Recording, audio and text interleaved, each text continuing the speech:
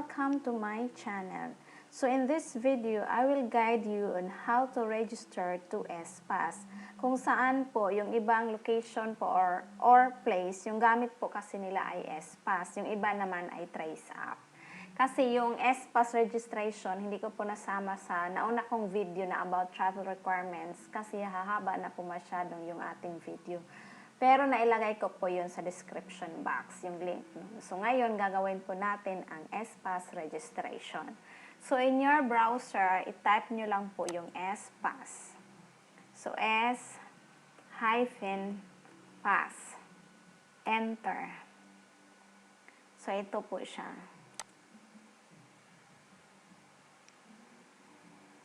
Then, ito po yung interface niya. So, LGU Travel Policy Table.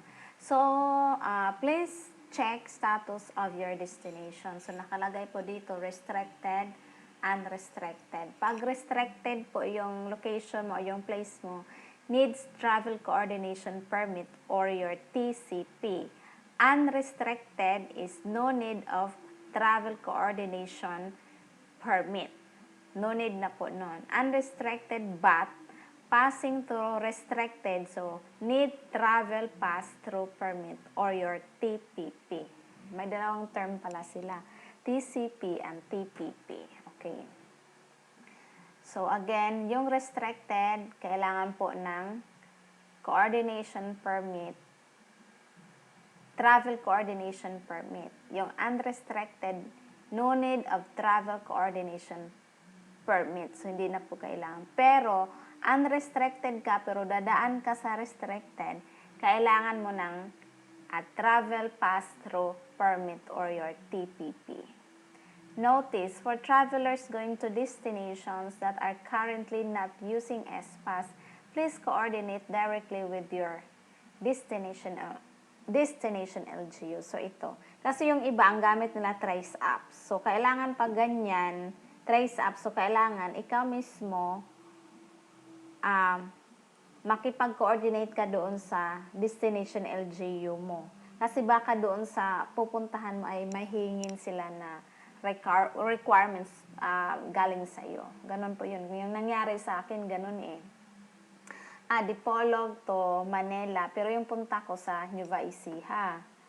So, naghingi po sila dito pagdating ko ng medical certificate, which is kinuha ko doon sa namin, sa health LGU doon sa amin. So, type province name here and click search. So, ito, try daw natin. Zamboanga del Norte. Search. Zamboanga del Norte, restricted siya, pero using SPAS, no. Kasi doon sa amin, ang gamit is Trace Apps. So, yan. Pag member ka na, so ito yung login mo. Phone number, password, ayun, CAPTCHA, login. Are you traveling? Let us check first if you need to use SPAS. Check your destination LGU requirements and contact details before traveling. So, ayun, may mga naman po sila, may mga guide. So, click here to check requirements. So, yan. Ayan. Travel protocol. So, kung APOR ka or your authorized person outside residence, ito yung mga ang mga frontliners, mga ganon, yung mga deliveries, ganon. So, no, hindi tayo APOR. So, are you an ECQ and MECQ? Let's say, lagay natin yes. Yun, ito pag yes, stay at home, bawal lumabas. So, again, ulitin natin. Are you an APOR? No. Are you ECQ and MECQ area? No. Ayun. What is your current location? Ayun, ilagay mo dito. Current location. Ano ba to? Lagay natin Dipolog. Dipolog City, Zamboanga din ito. Dayon. Tapos, where are you going? Search your destination. Saan punta natin?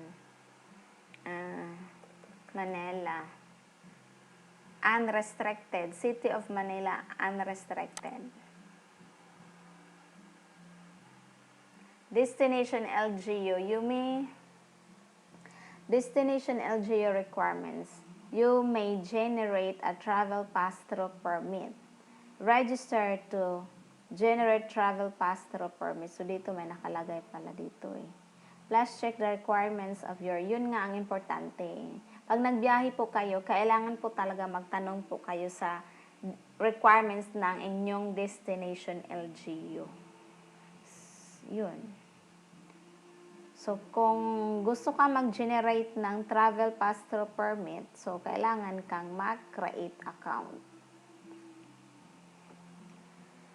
So, dito muna tayo. Balik tayo. Phone directory. So, ito si phone directory. Ayun, nakalagay pala dito is search. Pagpalagay natin ang labason. No matching record. Wala. Zamboanga del Norte daw.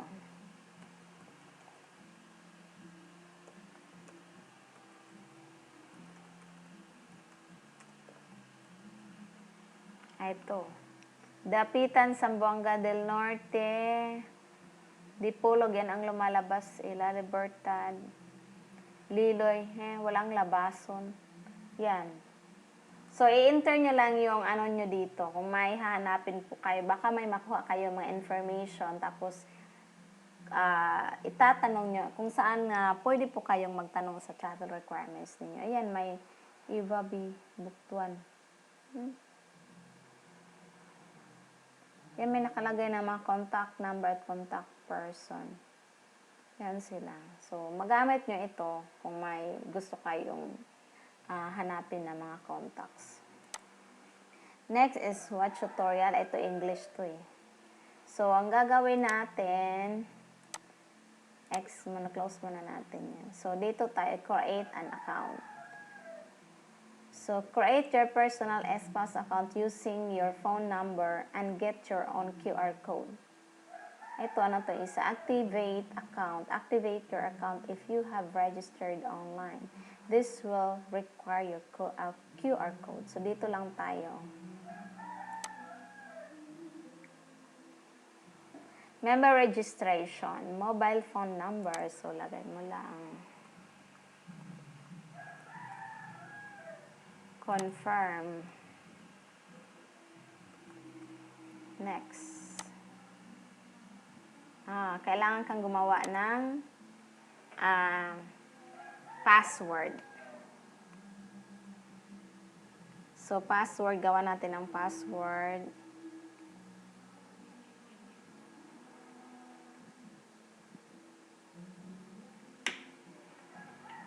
Lagay natin.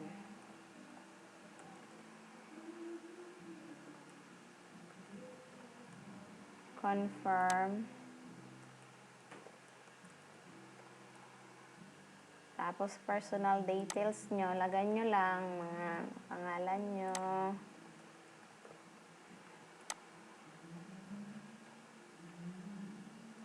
Email. Permanent address.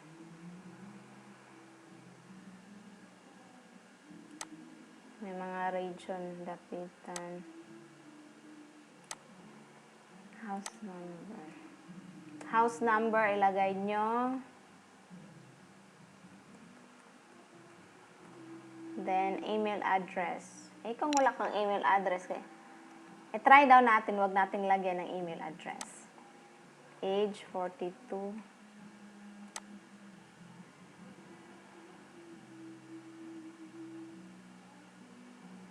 Ano to? Client type, individual. We recommend adding your email address in the event that you forgot your password. So, kailangan talaga na may email address kang ilalagay.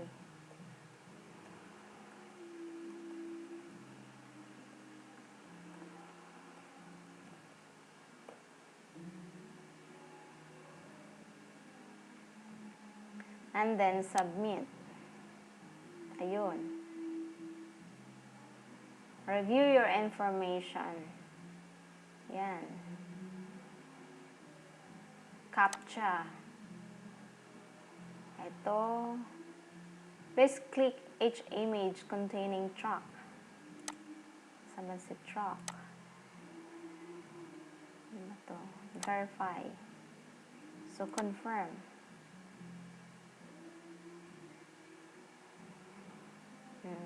Ito na, member registration. So, contact number already registered kasi naka-register na tayo. So, log in. So, pwede ka nang mag-log in. So, dito na. So, ito po guys. Since naka-create na po tayo kanina ng account. So, ngayon, i-try po natin na mag-log in. So, phone number, password,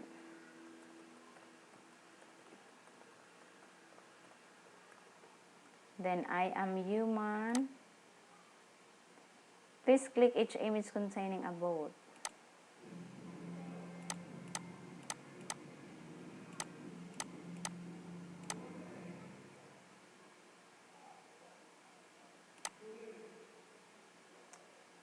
Please click each image containing a vote. Verify. Log in. So, welcome. Ayan na po.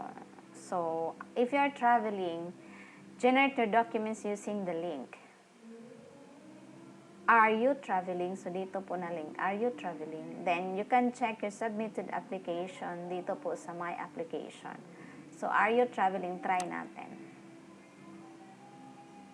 Yan. Are you an app or travel protocol? Are you traveling? Are you an app or no? Are you ECQ or MECQ? No.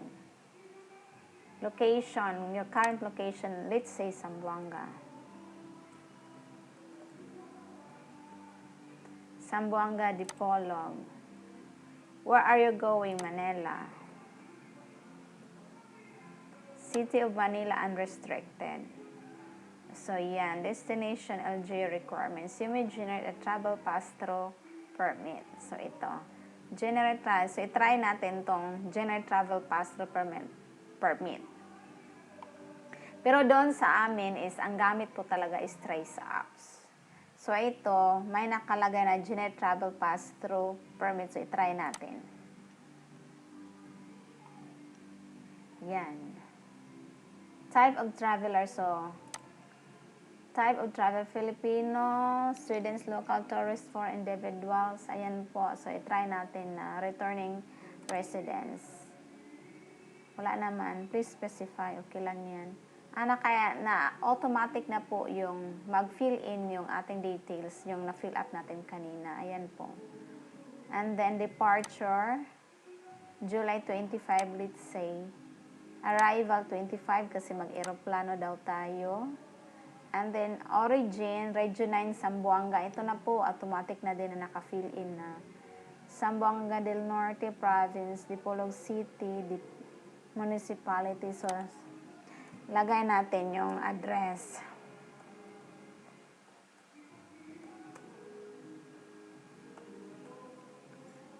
Yung address mo, ilalagay mo.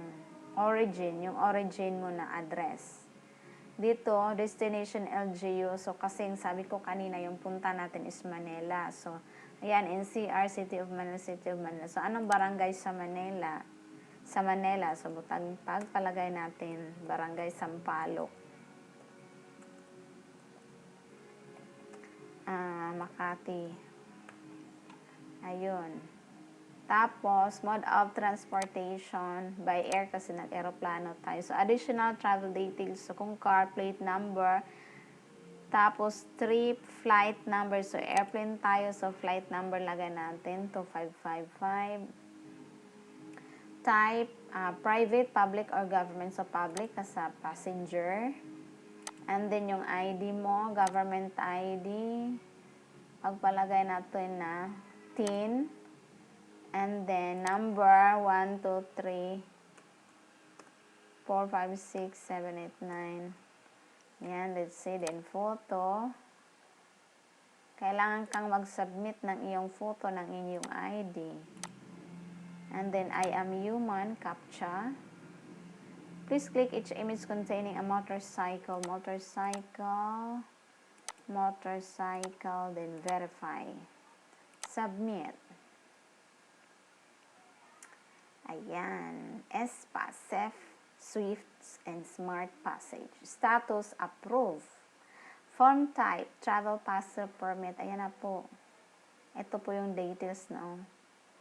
Date of travel is 2021, so July 25 ang nilagay ko. So, date of expected arrival is 25 din. 25 din kasi mag-aeroplano tayo. So, print form. And then, S-Pass, date July 14, travel passport permit. Ayan po, guys. Ayan, oh. Ganyan. Generated online at S-Pass. So, ito yung ipiprint mo at ibibigay mo doon sa iyong destination LGU. Kung sinong maghihingi sa'yo dito. Ayan, iprint mo to. So, hindi tayo mag-print kasi tutorial lang ito. So, ganun po. Anyway po guys, pag nag-book po kayo sa agent nyo, kaya sa akin, legit agent naman po tayo. So, hindi nyo na po kailangan mag-worry dito dahil ako na po mismo ang mag-fill up po ng inyong S-Pass. So, kasi, ganun po, mas maganda po talaga na mag-book sa agent. Kung kayo, so kayo po ang maggagawa dyan sa mga fill up na mga forms. So, yan lang po guys. Sana po sa video na ito ay may natutunan po kayo. And then, ililink ko lang sa description yung iba pang, yung link ko na nauna ko na video tutorial about travel requirements. So, thank you and God bless everyone.